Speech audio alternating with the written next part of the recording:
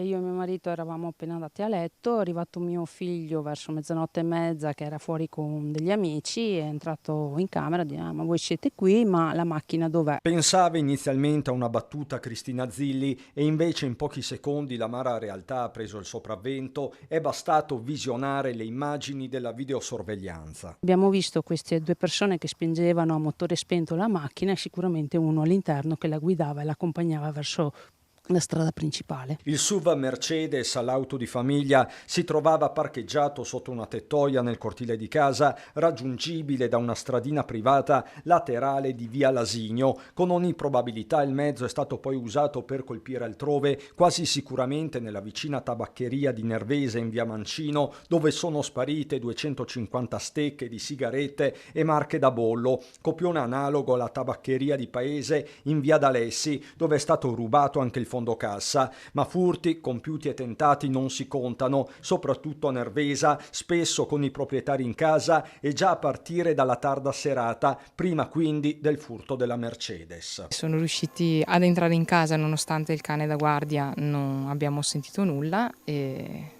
la sorpresa l'abbiamo avuta quando siamo saliti al piano di sopra. Tutto aperto, tutto rovesciato a terra, hanno aperto tutti gli armadi, hanno spostato il letto. Guardiamo il lato positivo, non ci siamo fatti male, non siamo stati aggrediti, non hanno fatto tanti danni, è stata una questione più morale. Se ve li foste trovati davanti.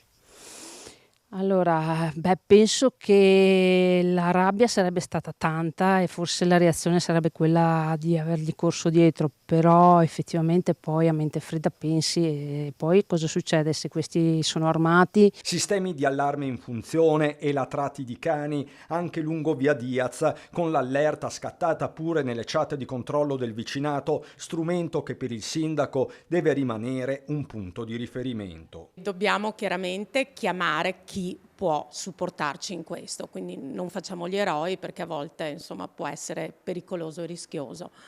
Cerchiamo di supportarci tra vicini. Rete comunque da potenziare, con il comune che ha stanziato 140.000 euro per la videosorveglianza pubblica, ma l'auspicio generale è quello di sempre. Che finalmente le persone che commettono dei reati vengano anche giustamente punite. Sono già stati parecchie volte. Anche da lei. Sì, anche da me. E ho trovato la rifurtiva, l'ho trovata in caserma l'anno scorso. Con la paura si vive, perché anche li mettono dentro oggi e domani sono di nuovo in strada.